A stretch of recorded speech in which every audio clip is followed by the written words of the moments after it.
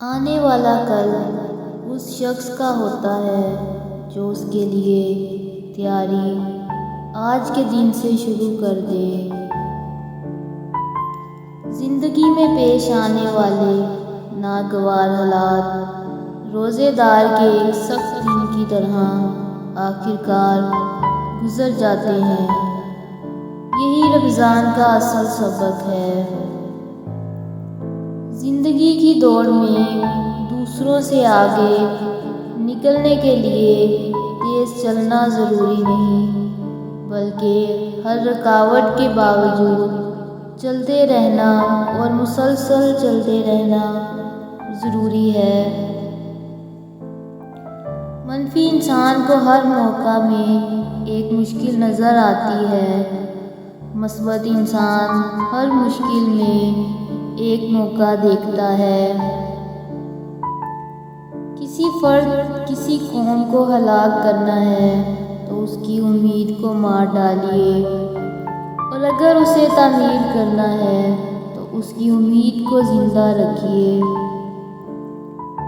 وہ آدمی نادان ہے جو ماضی سے نہیں سیکھتا اور بار بار پرانی غلطیاں دہراتا ہے، مگر وہ آدمی زیادہ نادان ہے جو ماضی سے سیکھتا ہے اور ہر دفعہ نئی غلطی کرتا ہے۔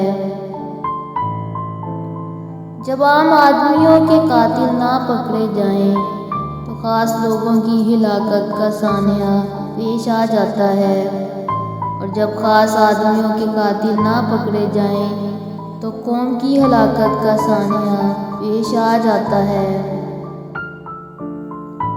زندگی کے سفر میں آنے والا اندھیرا غار کا نہیں سرنگ کا ہوتا ہے، جس کے اگلے سرے پر ہمیشہ روشنی ہوتی ہے، مگر یہ بات حوصلے کے ساتھ چلتے رہنے والے ہی جان سکتے ہیں، مایوس ہو کر بیٹھ جانے والے نہیں۔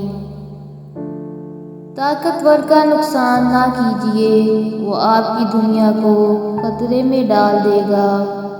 کمزور کا نقصان نہ کیجیے، وہ آپ کی آخرت کو خطرے میں ڈال دے گا۔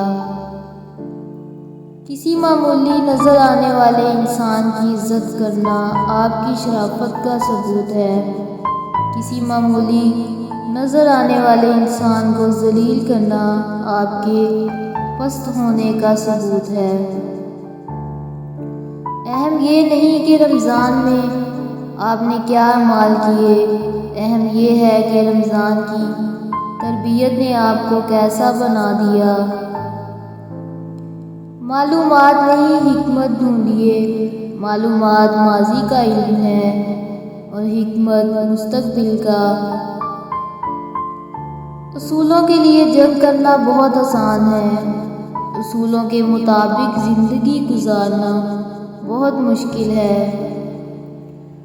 اعلیٰ اخلاقی سطح اکثر دو قسم کے لوگوں میں پیدا ہوتی ہے، وہ لوگ جن کی تربیت بہت اعلیٰ ہو، یا وہ لوگ جن کا مقصد حیات بہت اعلیٰ ہو۔